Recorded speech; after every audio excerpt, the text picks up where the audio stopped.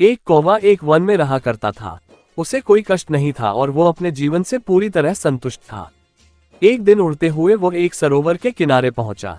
वहां उसने एक उजले सफेद हंस को तैरते हुए देखा। उसे देखकर वो सोचने लगा, ये हंस कितना सौभाग्यशाली है जो इतना सफेद और सुंदर है। इधर मुझे देखो, मैं कितना काला और बदसूरत हूँ। ये हंस अवश्य इस दुनिया का सबसे खुश पक्षी होगा। वह हंस के पास गया और अपने मन की बात उसे बता दी। सुनकर हंस बोला, नहीं मित्र, वास्तव में ऐसा नहीं है। पहले मैं भी सोचा करता था कि मैं इस दुनिया का सबसे सुंदर पक्षी हूँ, इसलिए बहुत सुखी और खुश था। लेकिन एक दिन मैंने तोते को देखा जिसके पास 2 रंगों की अनोखी छटा है। उसके बाद से मुझे यकीन है कि वही दुनिया का सबसे सुंदर और खुश पक्षी है।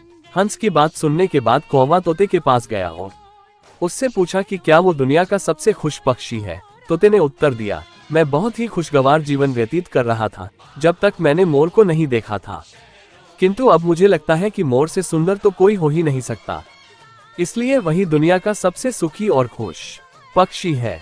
इसके बाद कौवा मोर की खोज में निकला। उड़ते उड़ते वो एक चिड़ियाघर पहुंचा। वहां उसने देखा कि मोर एक पिंजरे में बंद है और उसे देखने के लिए बहुत सारे लोग जमा हैं।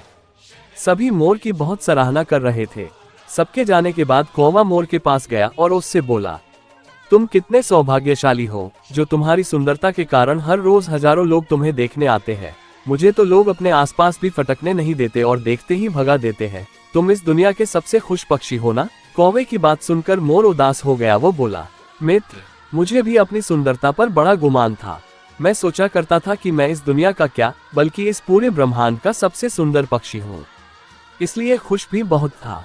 लेकिन मेरी यही सुंदरता मेरी शत्रु बन गई है और मैं इस चिड़ियाघर में बंद हूँ।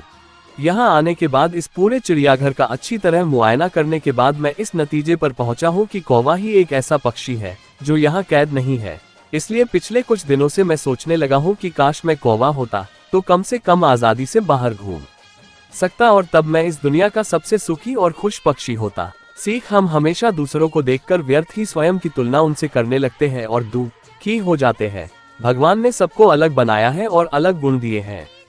हम उसका महत्व नहीं समझते और दुख के चक्र में फंस जाते हैं। इसलिए दूसरों के पास जो है उसे देखकर जलने की बजाय हमें हमारे पास जो है उसके साथ खुश रहना सीखना चाहिए। खुशी बाहर ढूंढने से नहीं मिलती, वो तो हमारे अंदर ही छिपी हुई होती है। हिंदी स्टोरी पसंद आने पर लाइक और शेयर करें।